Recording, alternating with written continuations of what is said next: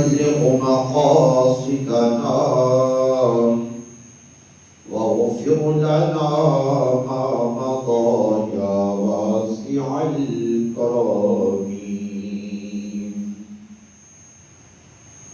تمامی آباب باواز بلند نبی رحمت شفیع معظم جانب عالم صلی اللہ علیہ وآلہ وسلم کی پاک بارگاہ میں درود و سلام کا نذرانہ پیش فرمائیں. الصلاۃ والسلام علیک یا سیدی یا رسول اللہ.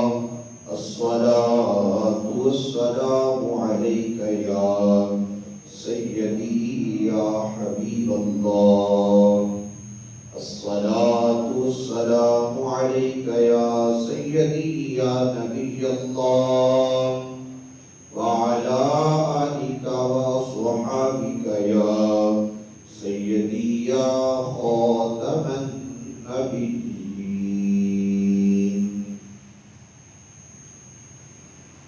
لائق صد احترام معزز سامعین کرام، دوستوں، بزرگوں، عزیز ساتھیوں، اللہ جل وعلا مالک کائنات کا لاکھ لاکھ شکر ہے کہ پاک پروردگار نے ہمیں اپنی بندگی کے لیے، اپنے ذکر کے لیے، نماز جمعہ کی ادائیگی کے لیے اپنے پاک گھر میں حاضری کی توفیق عطا فرمائی. اللہ جل وعلا ہم سب کا یہاں حاضر ہونا اپنے فضل سے اپنی پاک بارگاہ میں قبول فرمائے.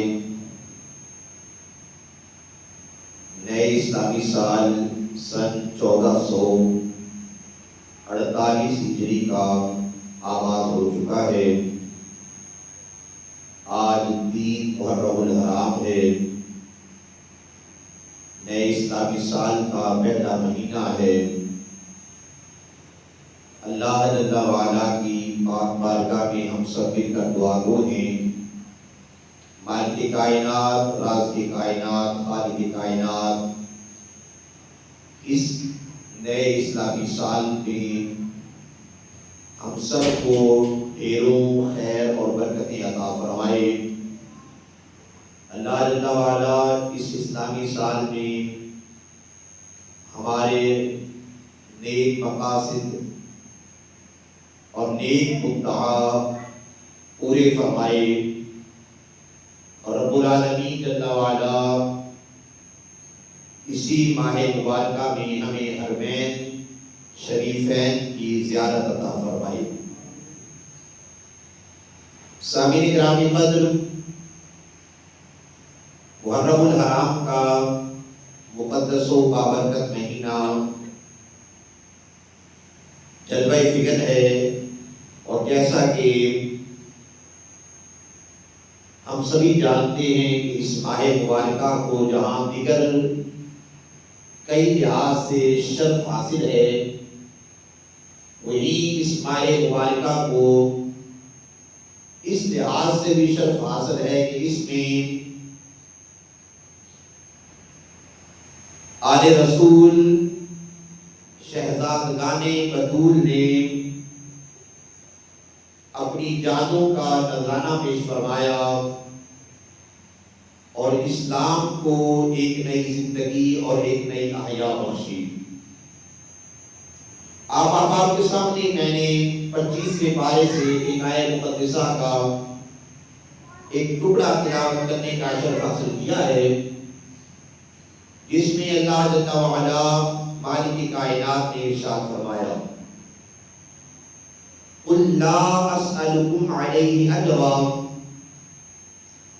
اے پیارے حبیب، آپ فرما دیجئے ان لوگوں سے، آپ فرما دیجئے اپنی امت سے، آپ فرما دیجئے ایمان والوں سے، آپ کہہ دیجئے مومنوں سے، لا اسألکم علیہ اجرا، اے لوگوں میں نے سارے کا سارا دین تم تک پہنچایا ہے، اور دین تم تک پہنچانے میں مجھے طرح طرح کی اذیتوں کے مسائل اور طرح طرح کے مظالم کا سامنا کرنا پڑا، میں نے دین تم تک پہنچایا، مجھ پر پتھر مارے گئے، میں نے پھر بھی دین تم تک پہنچایا، مجھ پر کوڑا پھینکا گیا، پھر بھی دین پہنچایا، گالیاں بکی گئی، مغلظات بکی گئی، لیکن میں نے دین تم تک پہنچایا۔ ارے میرے جانثاروں کو تپتے صحراؤں میں تپتی ریتوں پر لٹایا گیا، لیکن میرے عزم میں اور استقلال میں پھر بھی کمی نہیں آئی، میں نے دین تم تک پہنچایا۔ میرے غلاموں کے ہاتھوں پر کیل ٹھوکے گئے، لیکن پھر بھی میں نے دین تم تک پہنچایا۔ ارے ہر طرح کے مظالم کا، مسائل کا مجھے سامنا کرنا پڑا، میرے پورے بدن کو لہو لہان کیا گیا، سر کے بالوں سے لے کر پاؤں کی تلیوں تک میرے پورے وجود کو خون سے نہلایا گیا۔ طائف کی وادیوں میں مجھ پر پتھروں کی بارش کی گئی، لیکن یہ سب کچھ کیا میں نے، لیکن دین تم تک پہنچایا، اور پہنچانے کا میں نے حق ادا کر دیا۔ ہر طرح کے مظالم میں سہتا گیا، لیکن پھر بھی لا الہ الا اللہ کہتا گیا۔ ارے ہر طرح کے تمہارے مغلظات سنتا گیا، لیکن پھر بھی اس کی توحید کا پرچم میں بلند کرتا چلا گیا۔ تم بولتے رہے، دشمن اپنے وار چلاتے رہے، میں رب کا کلمہ بلند کرتا رہا، اللہ اکبر کی صدائیں لگاتا رہا، تمہیں دین کی طرف لوگوں بلاتا رہا۔ یہ جو دین میں نے تم تک پہنچایا ہے، لا اسألکم علیہ اجرا، میں اس کا تم سے کوئی اجر اور بدلہ نہیں مانگتا۔ یہ جو دین تم تک پہنچایا، یہ جو اسلام کا تحفہ تم تک آیا ہے، جو اس ساری خدمت کا میں تم سے کوئی اجر نہیں مانگتا، کوئی بدلہ نہیں مانگتا، الا المودۃ فی القربى۔ ہاں ایک بات تم سے کہتا ہوں کہ جو میرے قریبی ہیں، جو میرے قرابت دار ہیں، جو میرے خونی رشتہ دار ہیں، جو میری اہل بیت ہیں، جو میرے گھر والے ہیں، لوگوں ان کے ساتھ محبت اختیار کر لینا، ان کے ساتھ پیار کر لینا، ان کے ساتھ محبت کر لینا، ان کے ساتھ عقیدت رکھ لینا۔ گویا اگر تم میرے اقربا سے کی محبت اختیار کرو گے تو گویا تم میری تبلیغ کا حق ادا کر دو گے۔ اس لیے اور تم سے کچھ نہیں مانگتا، میں صرف اتنا کہتا ہوں کہ لوگوں میرے اعزاء و اقربا، میری اہل بیت کی محبت اختیار کرنا۔ اچھا اس آیت کریمہ کو ذرا سمجھنا ہے آپ نے۔ اس آیت کریمہ کے دو حصے ہیں۔ پہلے حصے میں کہا جا رہا ہے پورے دین کی بات کو، قل لا اسألکم علیہ اجرا، میں اس پورے دین کا تم تک پہنچانے پر کوئی اجر نہیں مانگتا۔ دو حصے اس آیت کریمہ کے۔ پہلے حصے میں پورا دین بیان کیا گیا کہ پورا دین تم تک پہنچایا، اس کا میں تم سے کوئی اجر نہیں مانگتا، لیکن دوسرے حصے میں پورے دین کا اجر مانگا گیا، اور پورے دین کا اجر کیا تھا؟ الا المودۃ فی القربى، کہ میرے قرابت داروں کی محبت اختیار کرنا، میرے گھر والوں کی محبت اختیار کرنا۔ اب دنیا کا اصول یہ ہوتا ہے، چیز جس طرح کی ہو اس کا مول بھی ویسا ہی ہوتا ہے۔ جس طرح کی چیز ہو نا اس کا مول بھی ویسا ہی ہوتا ہے۔ ایک گلاس ہے تو گلاس کی قیمت وہی 20، 50، 100 روپے ہوگی نا، کوئی ہزاروں کا گلاس تو نہیں ہوتا نا۔ جتنی چیز ہو، جیسی چیز ہو، اس کی قیمت ویسی ہوتی ہے۔ ایک پینسل ہو، پینسل جو ہے عام پینسل ہے وہ 10-20 روپے کی ہوتی ہے نا، اس سے زیادہ کی تو اس کی قیمت نہیں ہوتی۔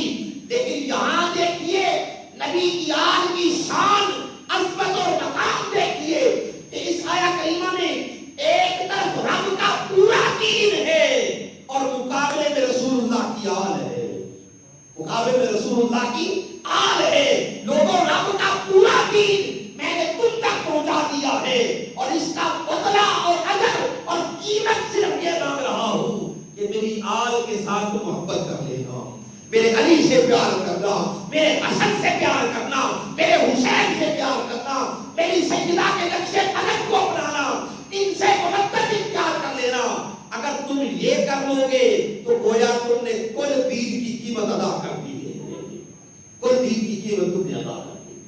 صاحبان اکرام قدر یہ ہے اس آیت کریمہ میں فرمایا، تو حضور کی آل کی محبت و مودت جو ہے یہ ہمارے ایمان کا اثاثہ ہے، یہ ایمان کا جزو لازم ہے، ایمان کا جزو لازم ہے۔ ایمان اس وقت تک مکمل نہیں ہوتا جب تک دلوں میں رسول اللہ کی آل کی محبت اور پیار شامل نہ ہو جائے، بلکہ اس آیت کریمہ کو پڑھنا، اس آیت کریمہ میں محبت نہیں کہا گیا کہ نبی کی آل کی محبت کر لینا، نہیں، بلکہ فرمایا گیا اِلَّا الْمَوَدَّةَ فِي الْقُرْبَى، لوگوں میری آل کی محبت اختیار کرنا۔ اب محدثین نے اس آیت کریمہ کی شرح میں لکھا، لوگوں ایک ہوتی ہے محبت اور دوسری ہوتی ہے مودت۔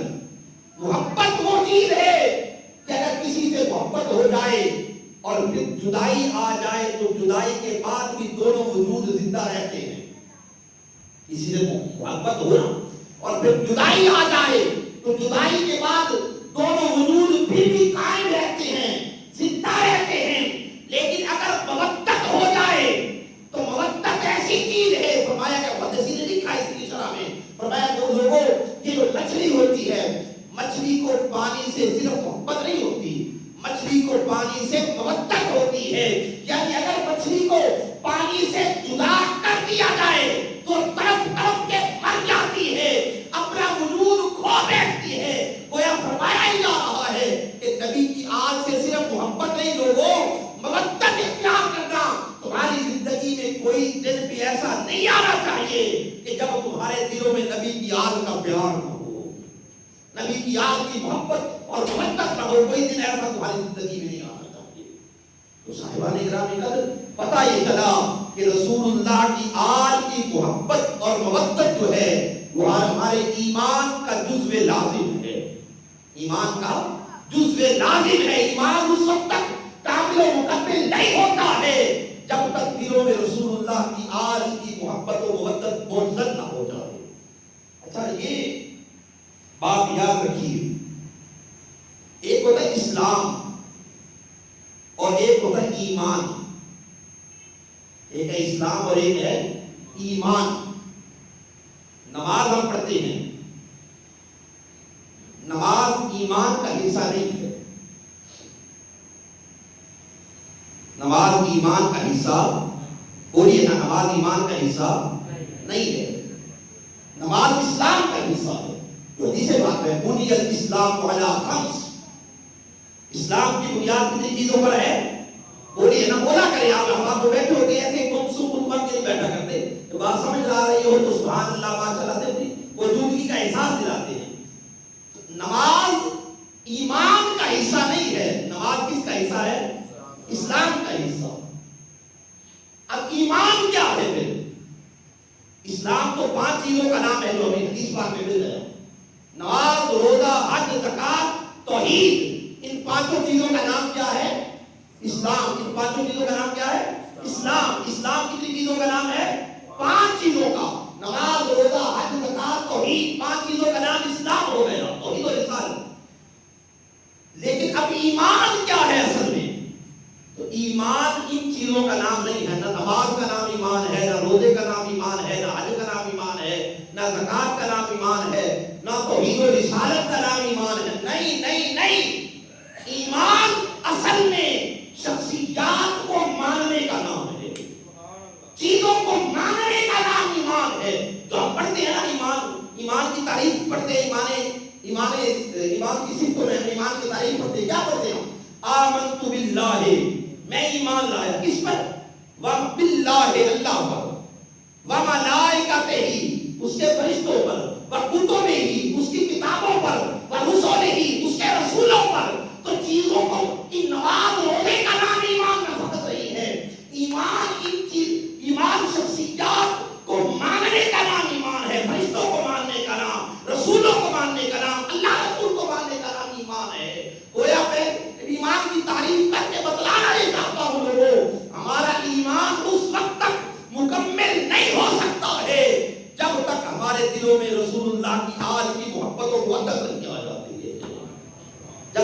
ہمارے دلوں کو زدی ہو جاتی ہمارا ایمان مکمل نہیں ہو سکتا ہے۔ حضور نے فرمایا، میرے لجپال میرے کریم نے فرمایا علموا اولادکم ثلاث، حضور نے فرمایا لوگوں اپنی اولاد کو 3 چیزیں سکھایا کرو۔ جمعے کے لیے آپ آئے ہو، نماز جمعہ کے لیے سرکار کا یہ فرمان ہر بندہ پلے باندھ جائے۔ تو حضور نے ہمیں حکم دیا اپنی اولاد کو 3 باتیں لازمی سکھاؤ۔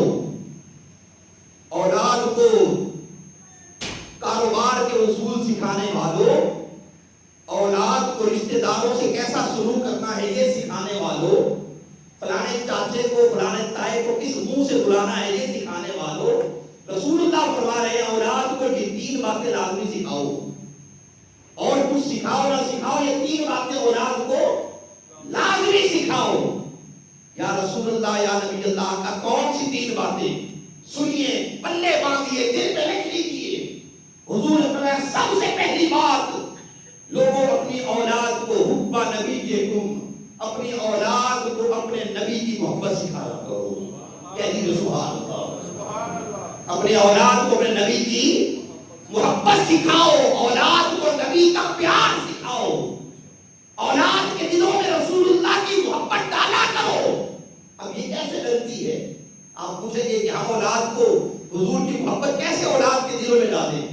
تو اس کا طریقہ جو محدثین نے لکھا، فرمایا اپنی اولاد کو حضور کی سیرت سنایا کرو، اپنی اولاد کو حضور کی زندگی کے قصے سنایا کرو، اپنی اولاد کو سکھایا کرو، بتایا کرو ہمارے آقا کتنے سچے تھے، ہمارے آقا کتنے صادق تھے، ہمارے حضور کتنے امین تھے، ہمارے آقا کتنے خوش اخلاق تھے، ہمارے آقا کتنے سخی تھے، ہمارے آقا کتنے رحم دل تھے، ہمارے آقا کتنے عفو و درگزر کرنے والے تھے۔ جب حضور کی حیات طیبہ کے مختلف پہلو ہم کھول کھول کر اپنی اولادوں کو سنائیں گے، سکھائیں گے، بتائیں گے، تو خود بخود سرکار کی باتیں سن سن کر ہماری اولاد کے دلوں میں رسول اللہ کی محبت آ جائے گی، حضور کا پیار آ جائے گا۔ بتایا کرو اپنی اولادوں کو ہمیں جو مل رہا ہے، اور پوری کائنات میں جس چیز کو جو نعمتیں میسر آ رہی ہیں، عزت خدا کی قسم سب رسول اللہ کا صدقہ ہے۔ پوری کائنات اس در کی خیرات پا رہی ہے، ہمیں ایمان بھی اس در سے مل رہا ہے، ہمیں قرآن بھی اس در سے مل رہا ہے، ہمیں خدا بھی اسی در سے مل رہا ہے، اور خدا کی نعمتیں بھی ہمیں اسی در سے مل رہی ہے۔ تو یہ اولاد کے دلوں میں حضور کی محبت ڈالا کرو، حضور کا پیار ڈالا کرو، اور کس طرح ڈالو؟ حضور کی سیرت سنا سنا کر۔ ایک وقت ہوتا تھا، ہم نے دیکھا اپنے بچپن میں ہمارے بزرگ رات کو سونے سے پہلے ہمیں پاس بٹھایا کرتے تھے اور کس سے سنایا کرتے تھے؟ پیاروں کے، اللہ کے ولیوں کے، رب کے پیاروں کے، رسول اللہ کے، اللہ کے نبیوں کے۔ آج تو جدید میڈیا کا دور آ گیا، اللہ ماشاء اللہ، آج نہ باپ کو موبائل سے فرصت ہے، نہ بیٹے کو موبائل سے فرصت ہے، نہ باپ کو ٹی وی سے فرصت ہے، نہ بیٹے کو ٹی وی سے فرصت ہے، نہ باپ کو اپنے دوستوں یاروں سے فرصت ہے، نہ بیٹے کو دوستوں یاروں سے فرصت ہے۔ جو خالی وقت میسر آتا ہے وہ دوستوں کے لیے ہے، وہ موبائل کے لیے ہے، وہ ٹی وی کے لیے ہے۔ ہم خاص اپنی نسلوں میں وہ سیرت کے اہم پہلو منتقل کریں گے تو ضرورت یہ سمجھ یہ ہے کہ ہم اپنی اولادوں کو نبی کریم صلی اللہ علیہ وآلہ وسلم کی محبت سکھائیں، حضور کا پیار سکھائیں۔ تو حضور نے فرمایا لوگوں یہ چیز سب سے پہلی چیز جو تم نے اپنی اولادوں کے دلوں میں ڈالنی ہے، حب نبی کے تم اپنی اولادوں کو اپنے نبی کی محبت سکھایا کرو۔ دوسری چیز جو حضور نے فرمائی، حضور نے فرمایا لوگوں اپنی اولادوں کو قرآن کی محبت دیا کرو، اپنی اولادوں کو قرآن کی محبت دیا کرو، قرآن کا پیار دیا کرو۔ جیسے باقی چیزوں سے ہم دور ہوتے جا رہے ہیں، اسی طرح اللہ ماشاء اللہ ہم قرآن سے بہت دور ہو گئے۔ ہم جیسے کتنے لوگ ایسے ہیں جنہیں مہینوں بیت جاتے ہیں اور انہیں یہ توفیق تک نہیں آتی کہ قرآن کو کھول کر اس کی زیارت کر لیں۔ کئی مہینے ہم قرآن کی زیارت نہیں کر پاتے، تلاوت اور فہم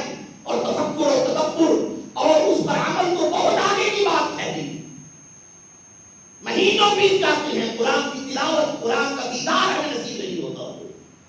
حضور نے فرمایا لوگوں اپنی اولادوں کو نبی کی محبت بھی سکھایا کرو اور اپنی اولادوں کو قرآن کی محبت بھی سکھایا کرو کہ یہ قرآن کیا ہے، یہ اللہ کا پیغام ہے، امت کے نام ہے۔ اللہ کا پیغام ہے اور امت کے نام ہے، یہ رب کا پیغام ہے جو اس نے رسول رحمت کے توسط سے ہم جیسے گناہگاروں کی طرف بھیجا ہے۔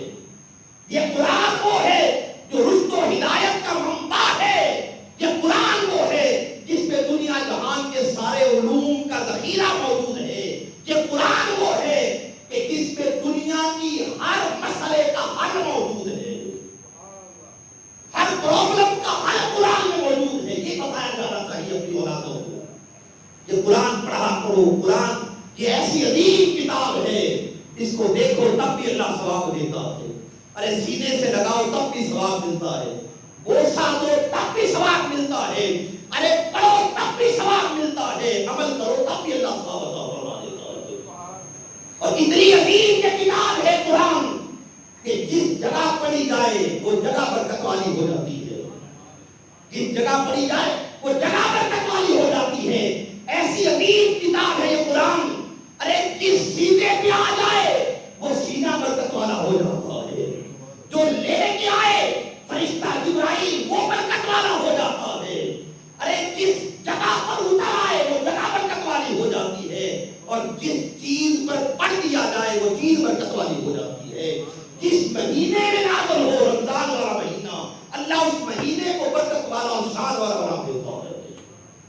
یہ قرآن کی عظمت ہمیں اپنی اولادوں کو سکھانی چاہیے۔ حب نبی کی حکم، پہلی چیز اپنے نبی کی محبت، دوسری چیز قرآن کی محبت، اور تیسری چیز جو آج کو عنوان سے منسوب ہے، حضور نے فرمایا لوگوں اپنی اولادوں کو نبی کی آل کی محبت سکھایا کرو، نبی کی آل کا پیار سکھایا کرو، نبی کی آل کی محبت اور الفت سکھایا کرو، نبی کی آل سے محبت اور مودت کرنا سکھایا کرو، نبی کے شہزادوں کے قصے سنایا کرو کہ کس طرح رسول اللہ حسن سے پیار کرتے تھے اور کس طرح رسول رحمت حسین سے پیار کرتے تھے، کس طرح اللہ کے رسول اپنے شہزادوں کو اپنے کندھوں کی سواری کروایا کرتے تھے، کس طرح نبی رحمت ان شہزادوں کو اپنی زبان مبارک چسوایا کرتے تھے، کس طرح رسول رحمت صلی اللہ علیہ وآلہ وسلم ان کو اپنے بالوں اور اپنی زلفوں سے کھیلنے کی اجازت عطا فرمایا کرتے تھے۔ اس بات میں آتا ہے حضور ایک دن اپنے شہزادوں، ایک حدیث میں آتا ہے حضرت امام حسن اور ایک اور حدیث میں آتا ہے حضرت امام حسین، دونوں کے بارے میں ملتا ہے۔ حضور امام حسن یا امام حسین کے ساتھ ان کو کندھوں پہ سوار کر کے حضور باہر آئے، بازار میں آئے۔ حضور جب حضور بازار میں آئے تو کسی غلام نے، کسی صحابی نے، کسی جانشار نے، کسی رسول رحمت صلی اللہ علیہ وآلہ وسلم کے غلام نے یہ منظر دیکھا تو منظر دیکھ کے بے ساختہ بول اٹھا، واہ بچے، واہ شہزادے، تیرے مقدر کے بارے جائیں، نعم المرکب، اور تیری سواری کتنی سونی ہے، رسولوں کا سردار، رب کا حبیب، جگ کا طبیب، تیری سواری بنا ہوا ہے، ارے انہوں نے تجھے کندھے پہ اپنے سوار کیا ہوا ہے، بعض شہزادے تیرے وقت کے بارے جائیں۔ ادھر اس اعرابی نے اپنی محبت کا اظہار کیا اور ادھر سے رسول رحمت بے ساختہ بول پڑے۔ حضور نے فرمایا نہیں آدھی بات نہ کر، بات پوری کر، نعم المرکب تو تجھے گھبرا گیا کہ سواری کتنی اچھی ہے، نانا یہ بھی کہنا نعم الراکب، ہمارا سوار کتنا اچھا ہے، ہمارا سوار کتنا اچھا ہے۔ یہ حضور کی محبت کا عالم تھا، پیار کا عالم تھا۔ یہ وہ شہزادے تھے جن کے خاطر حضور جمعے کا خطبہ چھوڑ دیا کرتے تھے، جمعے کا خطبہ چھوڑ دیا کرتے تھے۔ جمعے کا خطبہ حضور دے رہے تھے، حدیث بات میں آتا ہے جمعے کا خطبہ جاری تھا، کا خطبہ دے رہے تھے، حسنین کریمین چھوٹے چھوٹے ننھے شہزادے ہیں، انہوں نے یا لباس پہنا اور مسجد میں داخل ہو گئے۔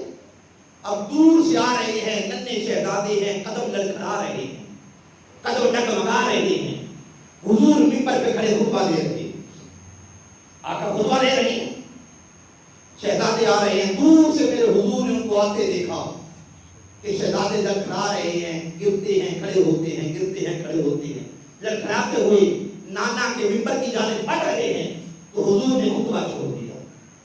خطبہ چھوڑ کر میرے کریم منبر سے نیچے اترے، آگے بڑھے، اور آگے بڑھ کر رسول رحمت صلی اللہ علیہ وآلہ وسلم نے دونوں شہزادوں کو اٹھا لیا، امام حسن کو بھی اٹھا لیا، امام حسین کو بھی اٹھا لیا، دونوں شہزادوں کو حضور نے اٹھا لیا، اور اٹھانے کے بعد حضور دوبارہ منبر پر آئے، اور منبر پر آ کر حضور بیٹھ گئے، اور سرکار دو جہاں صلی اللہ علیہ وآلہ وسلم نے وہ آیت کریمہ پڑھی، انما اموالکم واولادکم فتنہ، اس آیت کریمہ کے حضور نے تلاوت کی، پھر شہزادوں کو حضور نے بٹھا دیا منبر پر، اور حضور نے پھر خطبہ جاری فرمایا، آقا نے خطبہ پڑھا، نماز مکمل ہو گئی، لیکن یہ زندگی میں صرف ایک بار عمل ہوا۔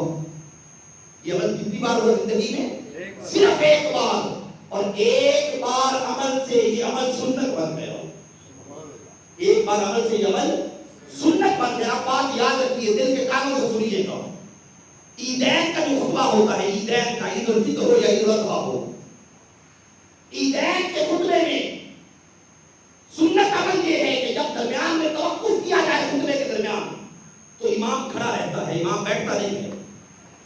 عیدین کے خطبے میں سنت یہی ہے، لیکن جمعے کے خطبے میں سنت کیا ہے کہ جب جمعے کا عربی خطبہ پڑھا جا رہا ہوتا ہے، امام پڑھتا ہے کچھ، اور پڑھنے کے بعد جب توقف کرتا ہے تو امام بیٹھ جاتا ہے، اور بیٹھنے کے بعد پھر امام کھڑا ہو کر دوبارہ خطبہ پڑھتا ہے۔ یہ سرکار نے ایک مرتبہ عمل کیا، اور کس کی خاطر کیا؟ حسنین کریمین کی خاطر کیا، اور اس حسنین کریمین کی خاطر کیا جانے والا یہ ایک عمل جو ہے قیامت تک کے لیے آنے والے اماموں کے لیے سنت بنا دیا گیا۔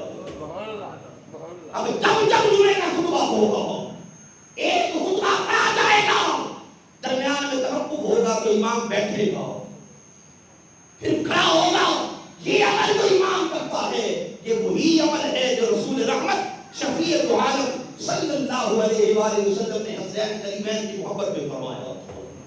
میرے آقا نے فرمایا، حدیث پاک میں آتا ہے، حضور نے، میرے کریم نے فرمایا، لوگوں انی ترکت فیکم الثقلین، میں تمہارے درمیان دو بھاری چیزیں چھوڑ کے جا رہا ہوں، انی ترکت، میں چھوڑ کے جا رہا ہوں، فیکم الثقلین، دو چیزیں ہیں اور دونوں بڑی بھاری ہیں، دونوں بڑی بھاری چیزیں ہیں۔ یا رسول اللہ کون سی دو چیزیں؟ اولہما کتاب اللہ، لوگوں ان میں سے پہلی چیز اللہ کی پاک کلام کتاب اللہ ہے، قرآن ہے، پہلی چیز قرآن ہے، قرآن سے جڑے رہنا، قرآن سے چمٹے رہنا، قرآن سے ہدایت لیتے رہنا، قرآن سے فیض پاتے رہنا، قرآن کے پیچھے پیچھے چلتے رہنا، قرآن کبھی تمہیں بھٹکنے نہیں دے گا، قرآن سے نور لیتے رہنا، قرآن سے ہدایت لیتے رہنا، قرآن سے رہنمائی لیتے رہنا، قرآن سے فیض پاتے رہنا۔ اور دوسری چیز حضور نے فرمایا، وَأَهْلُ بَيْتِي عِطْرَتِي، لوگوں دوسری چیز جو تمہارے درمیان میں چھوڑ کے جا رہا ہوں وہ میری پیاری اہل بیت طہار ہے، میری پیاری آل ہے، ان کے دامن سے چمٹے رہنا، میری آل سے چمٹے رہنا، قرآن سے چمٹے رہنا، جو قرآن اور میری اہل بیت سے چمٹا رہے گا لوگوں وہ کامیاب و کامیاب ہو جائے گا۔ بلکہ حدیث پاک میں آتا ہے، لاجپال نے فرمایا میری اہل بیت کی مثال کالسفینہ النوح، حضور نے فرمایا میری اہل بیت کی مثال سفینہ نوح کی طرح ہے، جو نوح کی کشتی تھی نا اس کی طرح میری اہل بیت کی مثال ہے، جو جب آیا تھا عذاب آیا تھا اللہ کی طرف سے، جو سفینہ نوح میں سوار ہو گئے تھے سب کامیاب و کامران ہو گئے تھے، سب کا بیڑا پار ہو گیا تھا، اور جو سفینہ نوح میں سوار نہ ہو پائے تھے وہ ان پر عذاب مسلط ہو گیا تھا، وہ سب مارے گئے تھے۔ گویا فرمایا جا رہا ہے لوگوں اگر دنیا اور آخرت کی کامیابی چاہتے ہو تو میری اہل بیت کے سفینے میں سوار ہو جانا، میری اہل بیت سے محبت کر لینا، میری اہل بیت ایسے پیار کر لینا. یہ محبت اور یہ پیار جو ہے یہ تمہارا اس جہان میں بیڑا پار کر دے گی, اس جہان میں بیڑا پار کروا دے گی. اللہ رب العالمین جل وعلا ہمیں عمل کی توفیق عطا فرمائے. وآخر دعوانا الحمدللہ رب العالمین.